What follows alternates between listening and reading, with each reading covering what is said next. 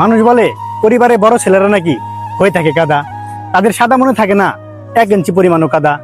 দিন রাত পরিশ্রম করে ঝরায় কত গাম, একদিন কাজ করতে না পারলে পরিবারের কাছেও থাকে না কোনো দাম। ছেলে বড় হোক কিংবা ছোট, পরিবারের পাশে থাকাটাই জরুরি।